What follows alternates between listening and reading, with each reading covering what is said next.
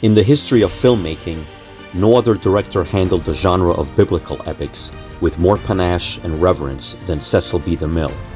Yet, in his entire celebrated career, the director made only 5 such movies: The Ten Commandments, 1923, King of Kings, 1927, The Sign of the Cross, 1932, Samson and Delilah, 1949, and his own 1956 remake of The Ten Commandments. The 4th film in DeMille's biblical canon is his most passionate, and its style and structure was responsible for inspiring the highly successful Italian sword and sandal subgenre a decade later. From the moment that scroll unfurls introducing the opening title, Cecil B. DeMille's Samson and Delilah, you know you're going to be in for a thoroughly satisfying viewing experience. Offering rip-roaring action, colorful spectacle, and sensual romance, all presented in an engaging storytelling manner, this is a masterpiece of the kind only DeMille could make. The picture manages to stay quite faithful to the Bible account in Judges chapters 13 through 16, with only a few instances where Jesse L. Lasky Jr. and Frederick M. Frank's script takes dramatic license. For instance, the film depicts Samson's bride and Delilah as sisters, whereas the Bible doesn't substantiate such a relationship between them.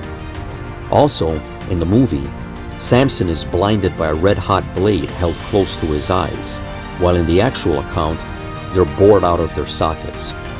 Aside from these textual deviations, the film is a largely accurate, vivid dramatization of the most famous romantic betrayal in recorded history. Victor Mature and Hedy Lamarr flesh out definitive portrayals in the lead roles.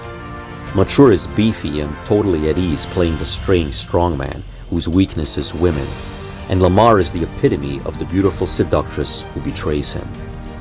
The two actors are so well suited as Samson and Delilah that it's difficult to imagine someone else in their place. The supporting players are also top-notch.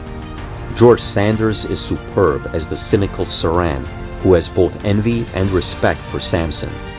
Angela Lansbury plays Samson's fickle bride-to-be Semidar, and Henry Wilcoxon makes a strong impression as Atur, Samson's jealous rival. The production values of Samson and Delilah are of the highest quality by 1949 standards, and the film won deserved Oscars for Hans Dreyer and Walter Tyler's art direction, Sam Comer and Ray Moyer's set decoration, and Edith Head's costumes. Gordon Jennings' special effects department created some spectacular visuals, which still pass muster today. The big climax, set in the Philistine Temple of Dagon, is a triumph of convincing miniature high-speed photography and integrated live action. George Barnes' Technicolor cinematography is lush and artfully lit, reminiscent of old master paintings.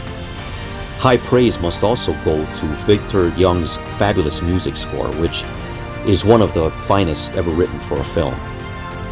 Everything about this DeMille extravaganza is done with an expertise and a showmanship that defined an era of great cinematic entertainment. Something many people today forget is that Cecil B. DeMille was one of the founding fathers of America's film industry.